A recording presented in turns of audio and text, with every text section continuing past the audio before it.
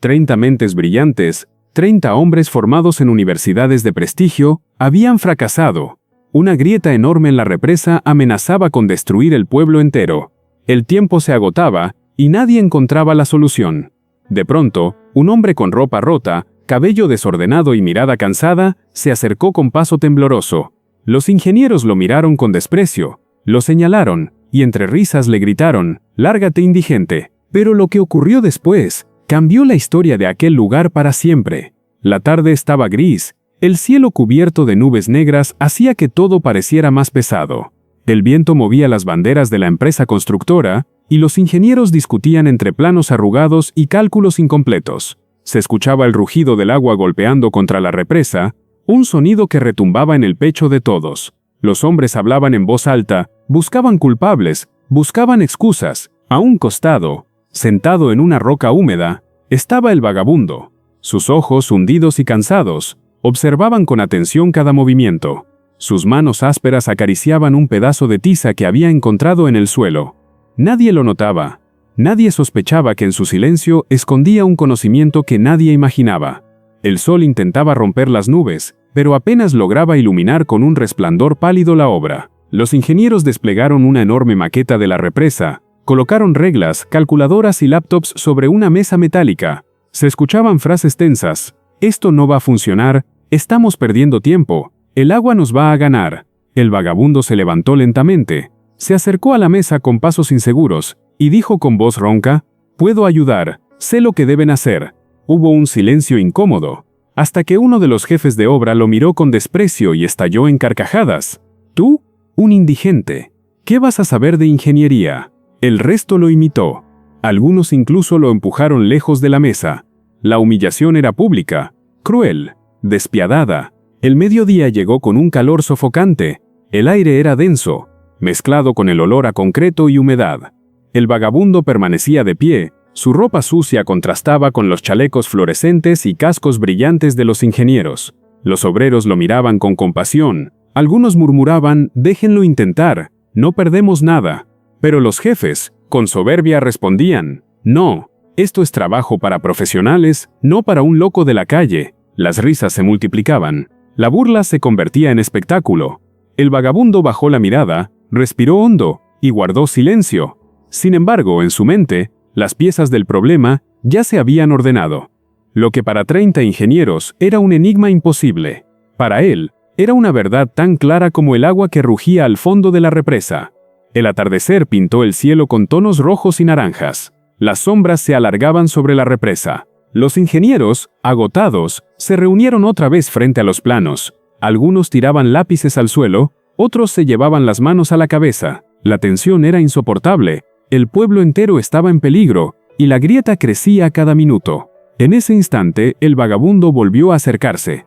Nadie lo escuchó al principio, pero él, con calma, dijo, «El error no está en la represa, está en el cálculo de presión en este punto exacto». Todos giraron a mirarlo, unos con furia, otros con desdén. Uno de los ingenieros más jóvenes lo retó, «¿Y cómo lo demostrarías?». El hombre levantó el pedazo de tiza, y todo cambió. La noche comenzó a caer. Las primeras estrellas se asomaban tímidamente en el cielo. El vagabundo, frente a la maqueta, se inclinó y trazó una simple línea de tiza sobre la estructura. Fue un movimiento sencillo, casi infantil, pero cargado de precisión. «Aquí», dijo con firmeza, «aquí está el punto de ruptura. Aquí deben reforzar antes de que sea tarde». Los ingenieros se quedaron mudos, observaron la línea con incredulidad. Uno murmuró, «Eso tiene sentido». Otro, en silencio, revisó cálculos en su laptop, y su rostro cambió de color. «Es cierto», gritó con desesperación. El bullicio estalló, lo que nadie había visto en horas de trabajo. Un vagabundo lo resolvió en segundos. El viento de la noche soplaba fuerte. Los reflectores iluminaban la represa como si fuera un escenario. Los ingenieros se arremolinaban en torno a la maqueta. Calculadoras y programas confirmaban lo imposible. El indigente tenía razón, pero aún había resistencia. El jefe de obra golpeó la mesa y gritó, «No vamos a seguir el consejo de un vagabundo». El silencio se hizo. Los demás ingenieros se miraban entre sí. El vagabundo no respondió. Solo señaló con el dedo hacia la represa. La grieta había crecido justo en el punto de la línea de tiza. El agua comenzó a filtrarse con más fuerza. La evidencia era irrefutable. Los rostros de los ingenieros palidecieron. Ya no había orgullo que pudiera tapar la verdad. Las horas avanzaban. El reloj parecía correr más rápido que nunca. Los obreros, siguiendo la indicación del vagabundo, comenzaron a colocar refuerzos en el punto exacto que él había señalado. El sonido de martillos, grúas y mezcladoras llenaba el aire, mientras los ingenieros observaban derrotados. El jefe de obra, sin embargo, aún se negaba a aceptar la realidad. «Esto es una locura», murmuraba entre dientes. Pero cada movimiento confirmaba la eficacia del plan. El vagabundo caminaba entre los obreros. Sus instrucciones eran claras, precisas, como si hubiera pasado toda su vida trabajando en construcciones. Los trabajadores lo miraban con respeto. Sabían que aquel hombre, al que llamaban indigente, estaba salvando el pueblo. El amanecer llegó con un resplandor dorado. El agua ya no rugía con violencia. La represa estaba estabilizada. Los pájaros comenzaron a cantar, y por primera vez en días, el silencio se llenó de esperanza. Los ingenieros, agotados, se dejaron caer en bancos improvisados, con el orgullo destrozado.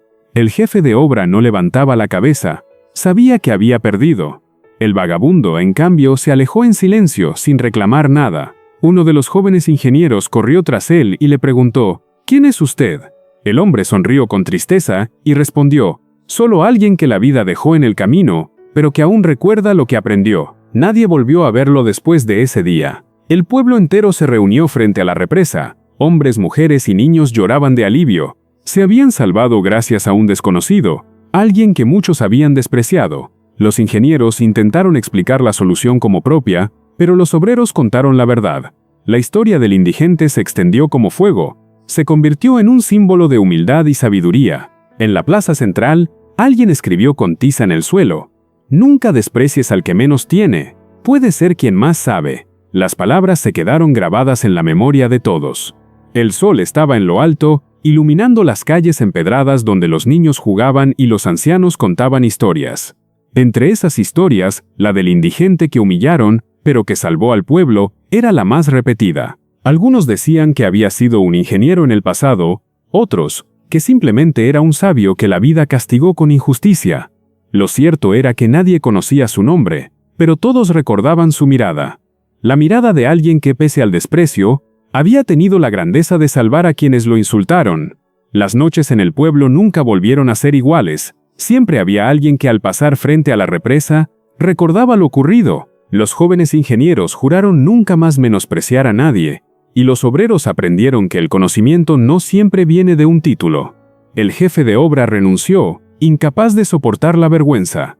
El vagabundo nunca regresó, pero su huella quedó marcada. En cada ladrillo reforzado, en cada línea de tiza guardada como reliquia, estaba la prueba de su grandeza.